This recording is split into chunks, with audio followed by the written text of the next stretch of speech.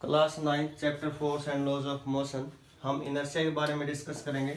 Inertia के बारे में हमने पहले ही पढ़ा है। इनर्शिया क्या होता है हमारे पास? Inertia means inability of a body to change is state of uniform rest और मोशन। क्लियर? रेस्ट और मोशन की जो इसकी टेंडेंसी है अपने आप चेंज ना होने की, इसी को इनर्शिया बोलते हैं।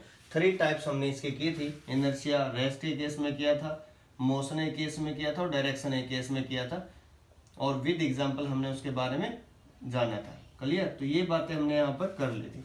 अब हम बात करेंगे इनर्शिया किसके अंदर ज्यादा होगा। कोई ऑब्जेक्ट है, इनएबिलिटी किसकी ज्यादा होगी।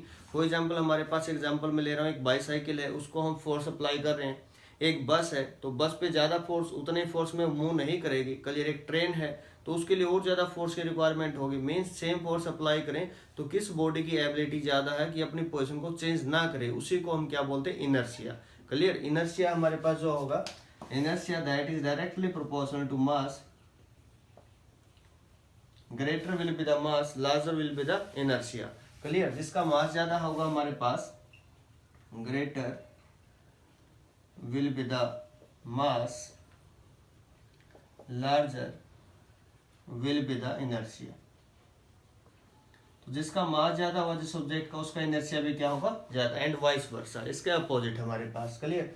अब यहाँ पर ये कोई एनसीईआरटी का क्वेश्चन है, इसके बारे में हम डिस्कस करते हैं।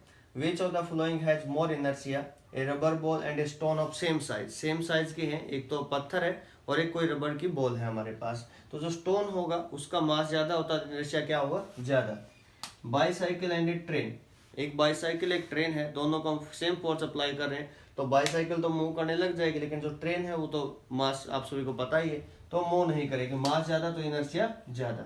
5 rupee coin and 1 rupee coin, तो ये सिंपल सा एग्जांपल है। 5 रुपी जो कॉइन होता है उसका मास क्या होता है? ज्यादा as compare to 1 rupee coin. तो ये हमारे पास इनर्शिया के बारे में था।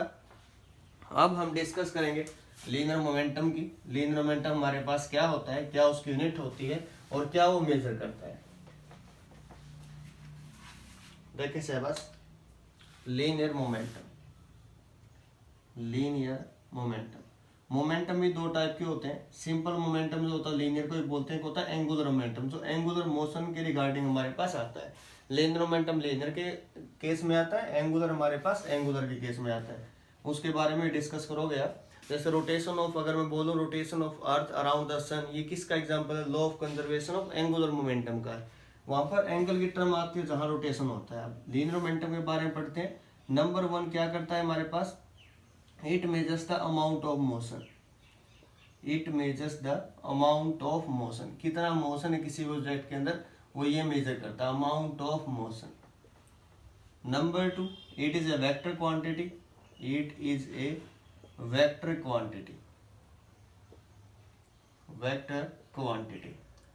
It is defined as the product of mass and velocity of the object.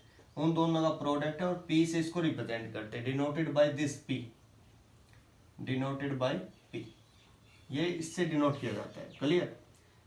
Number 4, direction is same as that of velocity, same as that of velocity, that of velocity.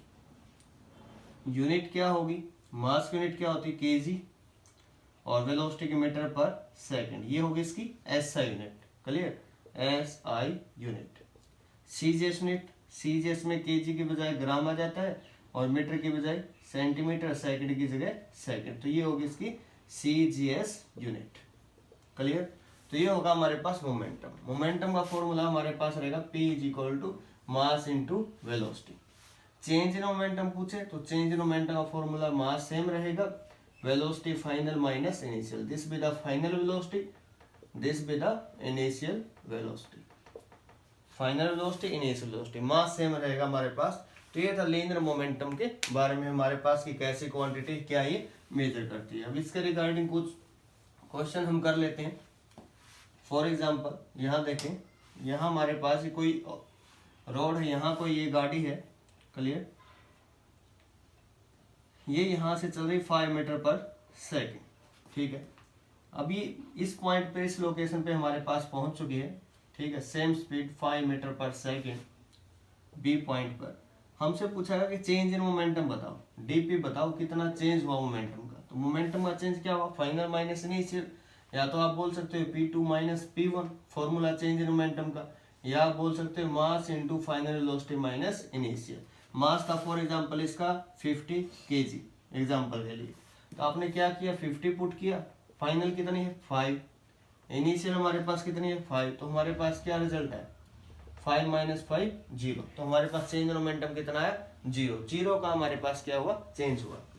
चलिए कई बार हमसे ऐसा क्वेश्चन ही पूछ लेते हैं, ये कोई वॉल है हमारे पास, यहाँ से कोई ऑब्जेक्ट है, क्लियर, इसको यहाँ से मूव करवाया गया, ये ऑब्जेक्ट था 5 kg का, स्पीड थी फॉर एग्जांपल 2 मीटर पर सेकेंड, यहाँ गया और रिट्रेस किया इसने अपना पाथ और सेम स्पीड से वापस आया 2 मीटर पर सेकेंड इसी पॉइंट पर, तो चेंज इन मोमेंटम क्या आएगा, change in momentum dp in magnitude, magnitude की बात करें तो क्या होगा फाइनल माइनस इनिशियल, फाइनल मतलब मास तो सेम है 5, फाइनल क्या है 2, इस साइड में 2 को नेगेटिव ले सकते हो, -2 मैग्नीट्यूड में बात करें तो पॉजिटिव रिजल्ट आएगा, ठीक है 2 माइनस, इस डायरेक्शन को पॉजिटिव हमने ट्रीट किया, पॉजिटिव डायरेक्शन मान लिया इसको, क्लियर, इसको हमने नेगेटिव, तो प्लस का 2 माइनस ये 2 इस साइड जा रहा है नेगेटिव में तो -2, तो माइनस माइनस प्लस, तो ये कितना आएगा 4 5 20, 20 कितना kg मीटर पर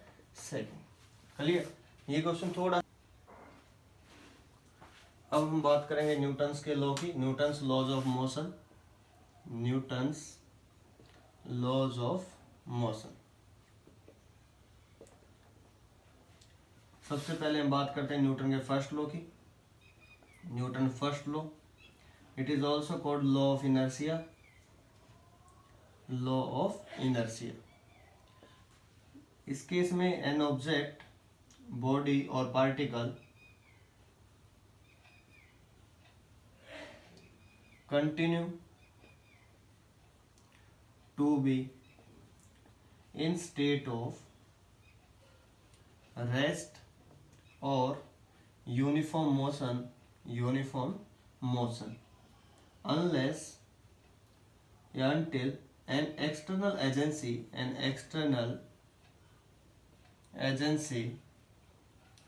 या फिर effort और force acting on that object, acting on that object, जब तक कोई external force, external agency, external effort